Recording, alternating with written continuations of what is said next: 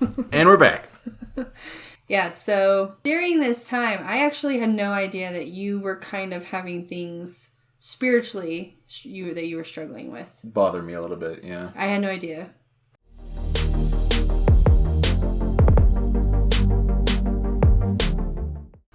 So, we were released from the YSA calling after serving there for a year. I graduated, and Kelsey graduated from BYU. I studied in the Marital School in information systems, and Kelsey studied public health with an emphasis in Health promotion. I graduated a year before you did. Yep, that's right. And then we bought a house in Orem, and we stayed in Orem, and there I was called into the bishopric as a ward secretary. You weren't the clerk? No, I think the clerk does like financial stuff. I didn't do any financial stuff.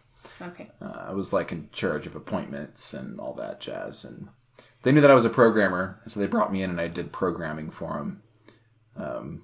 Like reminding people, hey, renew your temple recommend. And it was there I found out that some people didn't want to renew their temple recommend. Huh. And that surprised me. I was like, wait, who in their right mind wouldn't want to renew their temple recommend? This is my mindset. But it was with faith crisis stuff, this is where something kind of started. Where I was like, the way that they're treating us, because we're newly married people, and there's a lot of old people, they just thought we were going to leave, which we did. But we never ever got deep relationships because they all didn't want to invest any time into us. That was kind of our experience there. Yeah. Well, and I almost felt like we were in high school and I was trying to join a clique that was already existent. Yeah. Like, not very young students lived there. I mean, we weren't students at this point. We graduated. We were a young married couple with a couple kids, and some of these people were like in their forever home. Yeah. And so there was like a very low amount of people who were young and still going to school, just starting their families.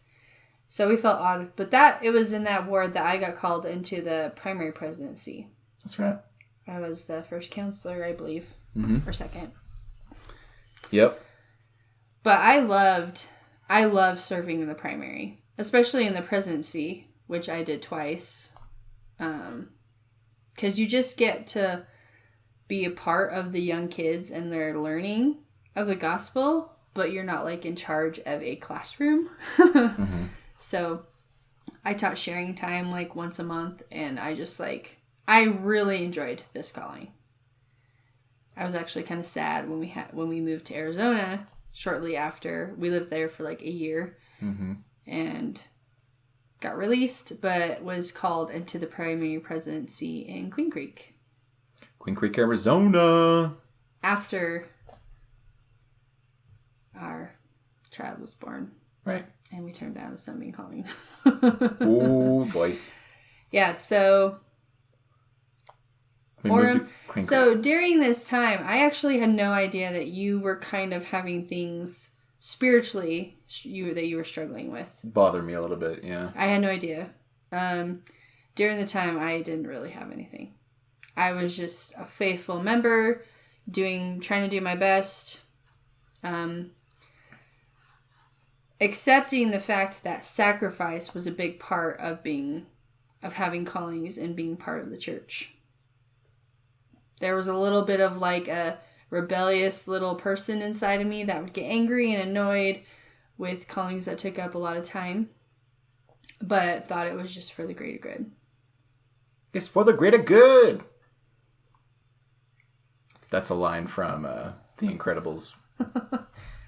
To all my young parents out there. I am the greatest good you are ever going to have. Yeah, so loved Orem. Well, I did, but still felt awkward, and I never really felt like part of the ward, which was hard because we had lived in Provo for 5 years and became really good friends with our neighbors. Oh, yeah. And so made some good friends in Provo. But then we got called to the singles ward. So the singles ward experience and then our Orem experience, we kind of just felt awkward and out of place a lot. Yeah. During that time. Although it was fun and we had fun, but it was also hard that way. Yeah. We decided to move to Arizona to move closer back to family. And little did we know, Queen Creek was kind of like the other Provo Orem area.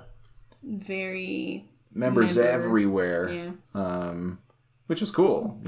Like we know East, Valley. We call it the Valley, but Phoenix Valley, East Valley, Gilbert, Mesa, Queen Creek.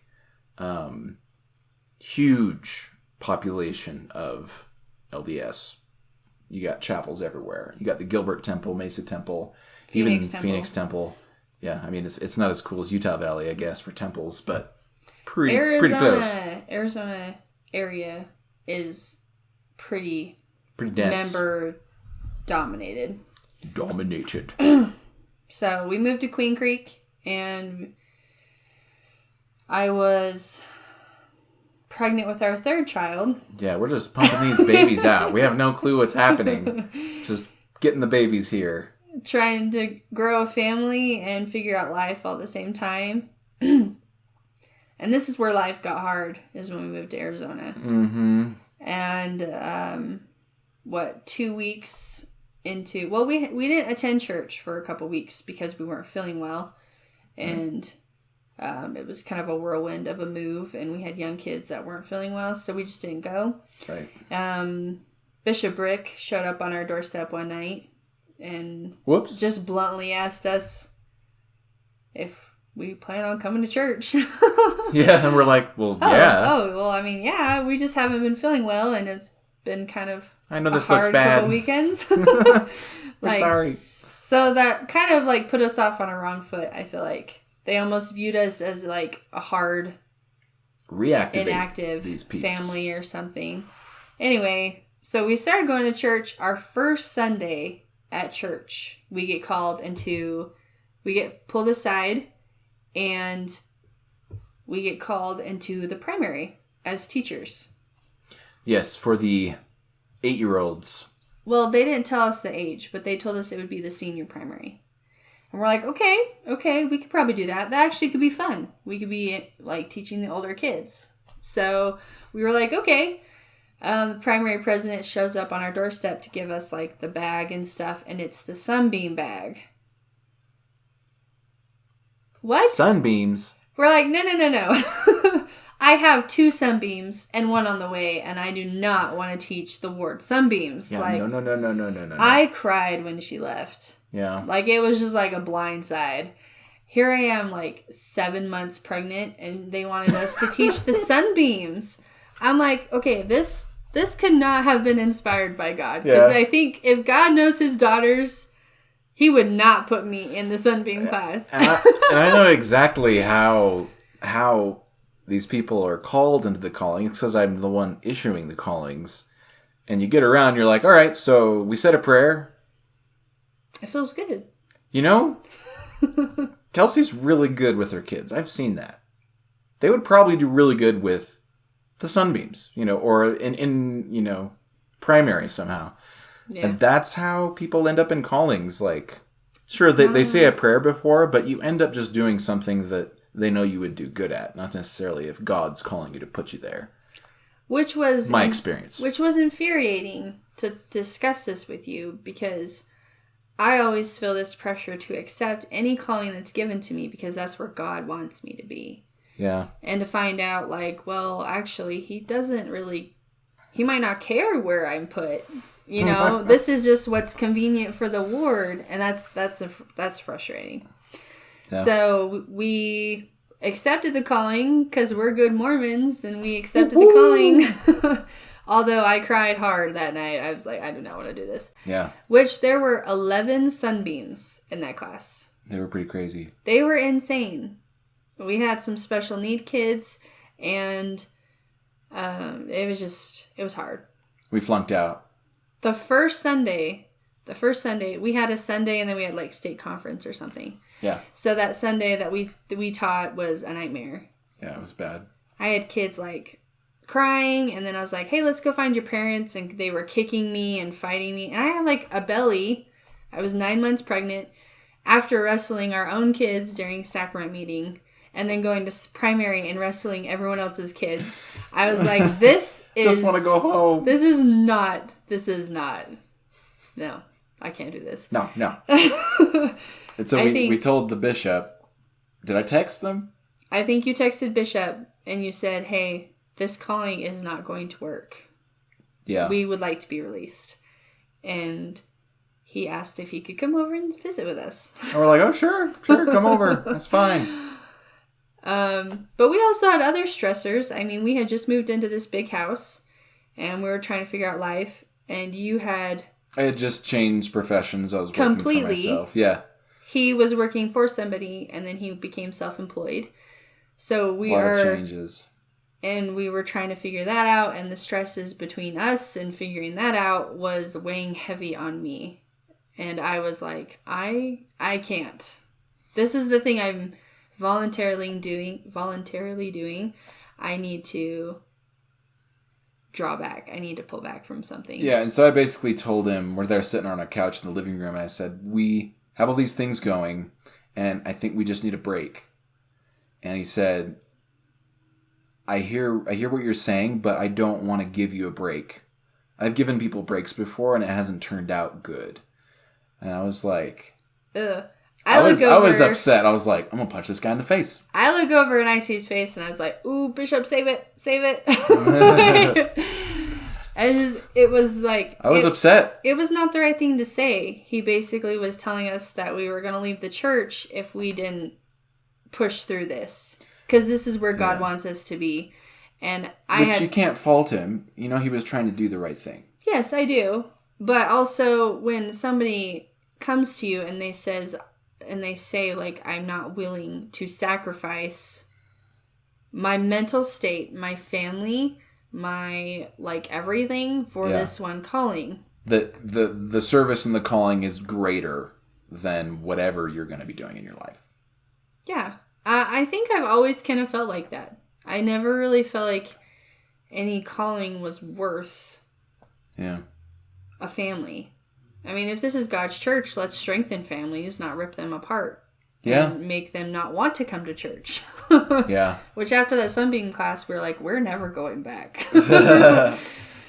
We'll put in our resignation. No, I mean, we were really devout, at this point. Yes. I mean, still like, hey, this new ward, like, they're not treating us very well.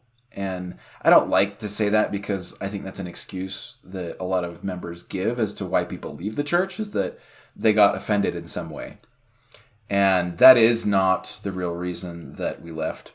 However, the people do have a big part as to why you're going to be somewhere. I mean, unless, of course, you believe that the church is exactly true and you're going to be there regardless of the people. And I know that people do believe that, but it was difficult. And from that point on, we became the ward project. We knew that our names were coming up in ward councils. And I know that names come up in ward councils because I was in ward councils for years. And you talk about the people that struggle. And then when people talk to you, being the people that are being talked about, you know that you were talked about because they respond in a certain way. And they know things about you that you hadn't told them directly.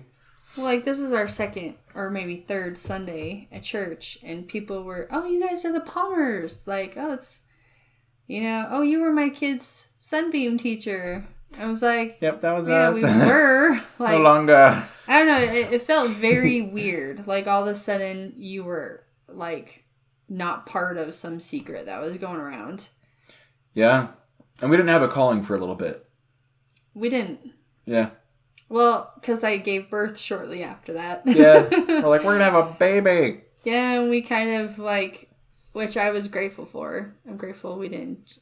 Well, no, we got callings. Or at least I did. Eventually we did. I got put into, like, I was, like, part of the media group. Oh, yeah. He ran, like, the Facebook word group, something. Yeah. Nice. Which our leader was trying really hard to make this a great calling, and I'm like, listen, like, do we really need to have a 2-hour meeting about this because we're literally just here because we needed a calling? Meetings.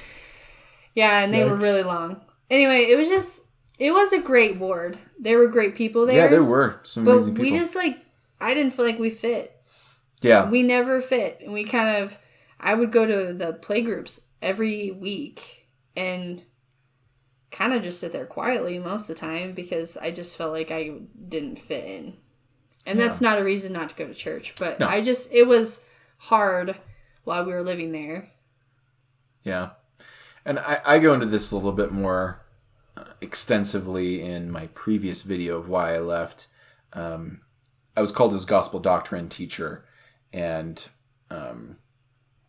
it was then that I started teaching maybe asking questions that weren't necessarily, church approved, just like things like the third of the hosts of heaven that were cast out. Will they ever have a chance to return back to heaven? Things like that. Very open-minded kind of questions. Yeah.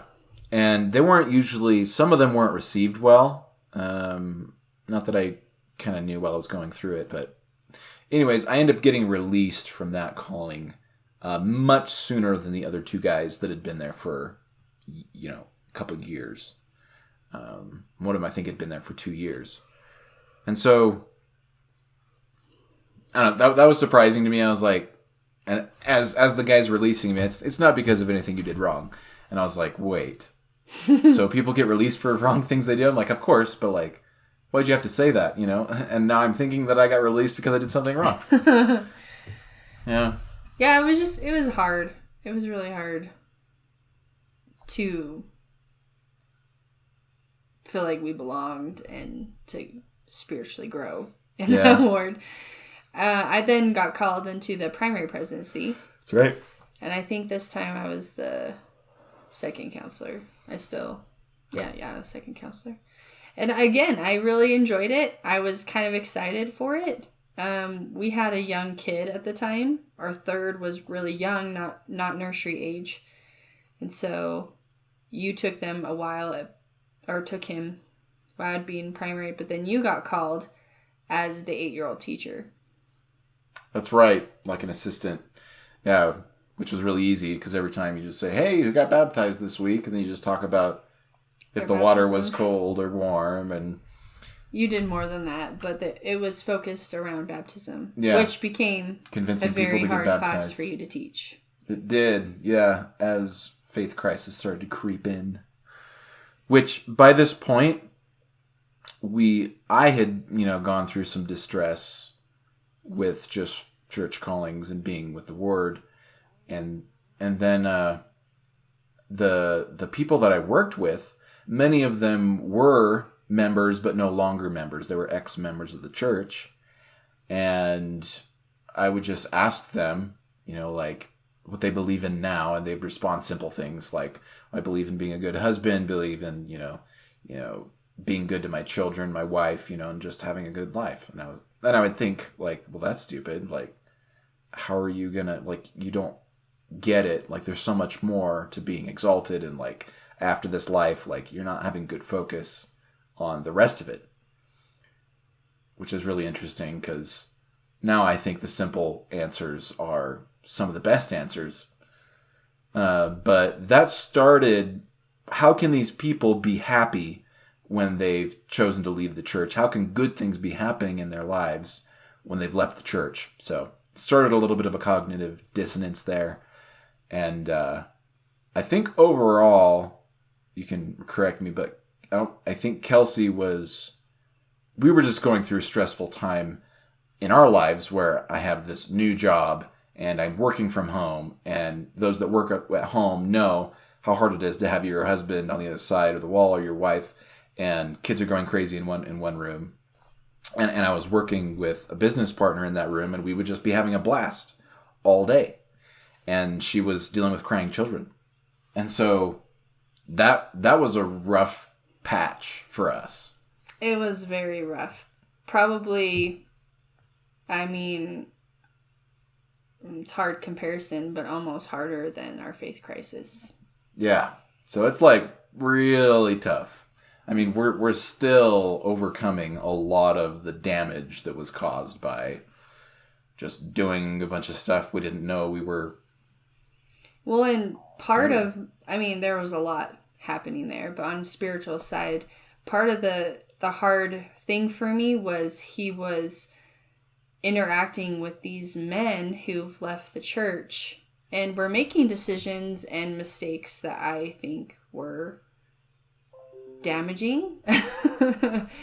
And he was, I almost for a period of time felt like you were a teenager and I was trying to convince you that your friends were bad people. Yeah. And I know now that not being a member of the church doesn't make you a bad person. And it wasn't necessarily that bothered me. I didn't agree with their lifestyles and their standards of things. And that was just really hard for me to deal with, especially it was in my home a lot. And here I am trying to be in your space, a good person. I'm trying to have, the spirit in my home.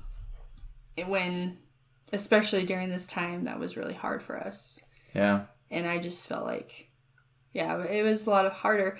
But, later, we talk a lot about what was happening during that time. And a lot of it was preconceived expectations from what a wife does and what a husband does. Yeah, the roles talked about in Proclamation to the World, the family. Yeah, and just things you're kind of conditioned to think Women about roles, what happens in roles. A marriage. And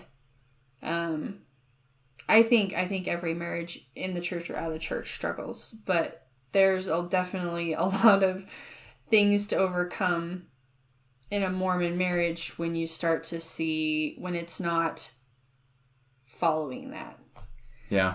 I noticed he was having dissonance from the church. I saw less effort to get up and help me get the kids ready for church, and you would just come home from church and sleep. And I was like, what is happening? What is wrong with this guy? Come on. It became harder to have family prayer, family scripture study. Our kids are young, but I was so convinced that my life wouldn't be, all the check marks would be crossed off, because I didn't necessarily grow up like that. And growing up, I always wanted that. So it was really important for me that we had family prayer, we had family scripture study, whatever it looked like with young kids. We read a verse or we watched a Bible video or whatever. Mm-hmm. I wanted this, and you were slowly not wanting it. Yeah. But we weren't really communicating it at this point. So naturally, I blamed his coworkers for his behavior. Because I'm like, you're like a teenager. You just hang out with naughty boys, and you're becoming a naughty boy. You need to dump your friends. It's like this business that you just grew, needs to be flushed down the toilet, because I don't like where this is going. Oh, yes.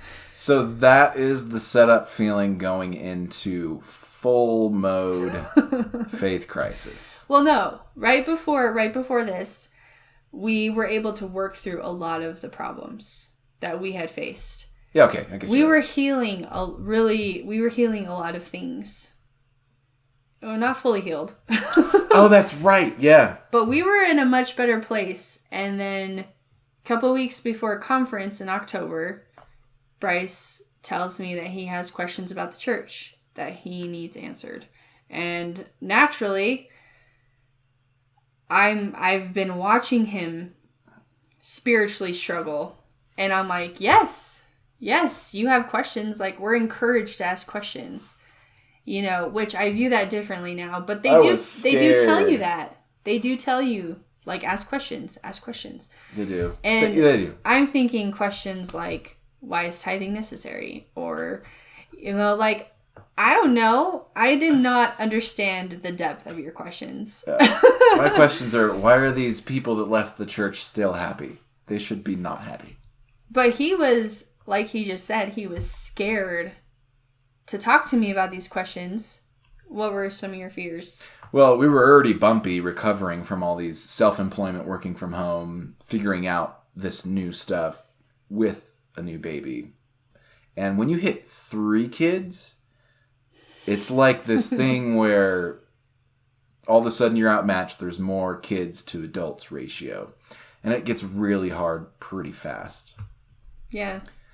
And I was really scared, and I said, hey, I will put this all away and we'll pretend like I don't have questions, because I'm scared of the answers. And I'm at a point where I'm okay to ask the question and find out what the real answer is, and not whatever answer I'm supposed to come up with that the church tells me I'm supposed to come up with.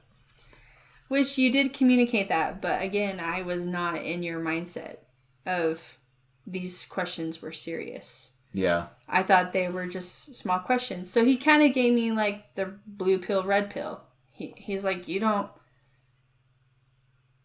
have to take this journey with me. And I'm like, no. And I said, I don't even have to take this journey. We could just forget about it. Yeah. And I was like, well, no, it's important to you because you brought it up. And when you bring stuff up, I know you're pretty serious about it because you've already thought about it. And I had mentioned to you that I'd heard about the CES letter being something, the gospel topic essays I had brought up as well.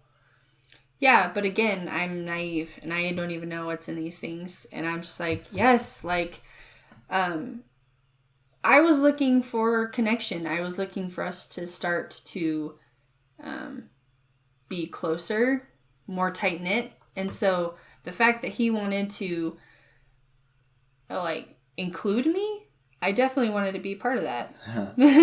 Well, and at a certain point, you had told me that you had thought that this would bring us closer together. Well, yeah. In fact, you're right, it did. Yeah, it did. But not in the way that you thought. You thought it would be a strengthening of a testimony experience, that we found something that's wrong, that's not good. Oh, yeah. And never in my wildest dreams would I would have...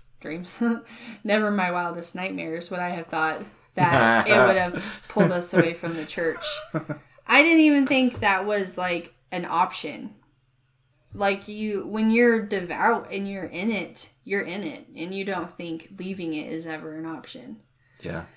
So, but that changed very quickly. So he sent me the CES letter, the link to it, and it sat in my inbox for a very long time. I mean, I'm a mom of 3 young kids. And I opened it and I was like, holy cow, this thing is long. It's like 150 pages. I don't even know the last book I read because I don't have time to sit down and read anything. So it sat there for a long time, but he was reading it while it was sitting in my inbox because it was something we were going to read and talk about. And you kept wanting to talk about it. Have you read it yet? Have you read it yet? I'm like, no, I haven't read it yet. This is destroying me.